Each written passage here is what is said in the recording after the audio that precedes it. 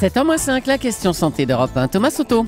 La rougeole, c'est typiquement la maladie qu'attrapent les enfants. D'ailleurs, Jean-François Lemoine, moi je pensais qu'on pouvait dire qu'attraper les enfants, mais visiblement c'est pas si simple. Non, en Europe, un plan d'élimination de la rougeole a été mis en place entre 2005 et 2010. Alors on parle d'élimination quand aucune épidémie, même minime, n'a eu lieu pendant 1 an ou plus. En France, cette maladie avait pratiquement disparu et les cas se comptaient sur les doigts de la main.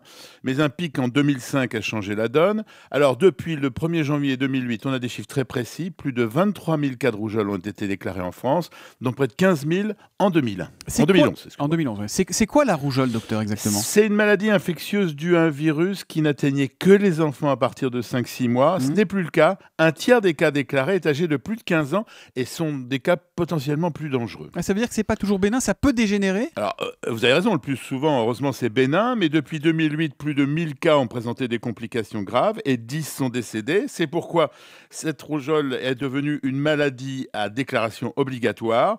Depuis presque 10 ans, la surveillance a permis de faire chuter le nombre de cas et de réduire les pics d'épidémie printaniers. Reste à s'assurer que l'attention ne se relâche pas. Et c'est une maladie contagieuse, la rougeole, docteur? Oui, le virus de la rougeole se transmet par des gouttelettes de salive qui sont en suspension dans l'air. Bon, mais il y a un vaccin pour la rougeole, il n'est pas obligatoire? Non, il n'est pas obligatoire, Ah bon? il est juste recommandé. Alors, il est remboursé jusqu'à l'âge de 13 ans. Il s'appelle, vous le connaissez bien, le ROR. ROR comme rougeole, oreillon, rubéole. Ah oui, d'accord. On fait ces 3 vaccins en même temps. Première injection entre 12 et 15 mois, rappel 2 à 5 ans plus tard. Et c'est ce rappel qui manque souvent en France et qui fait la différence avec les États-Unis où la maladie a officiellement disparu.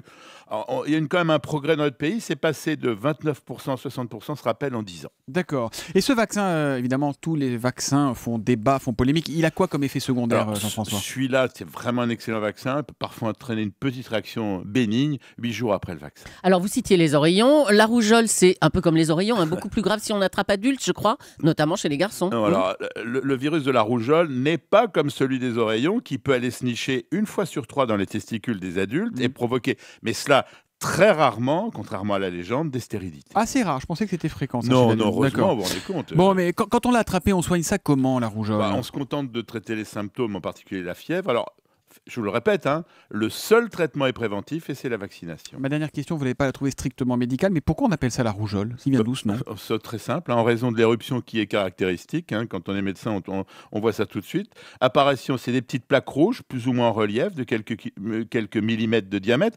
Au premier jour, c'est sur le visage et derrière les oreilles, puis ça s'étend progressivement à tout le corps en 4 jours. Les mamans savent très bien faire le diagnostic. Bon, la question santé d'Europe 1 tous les matins à 7h-5 sur Europe 1. Docteur Lemoine, on vous retrouve dimanche aussi. Pourquoi docteur de 13h à 14h? Vous nous parlerez de quoi? D'une autre forme de rougissement, Thomas, celui de la timidité. La timidité, une émission qui va concerner des millions de Français. Merci et à dimanche, donc à 13h, docteur. Merci.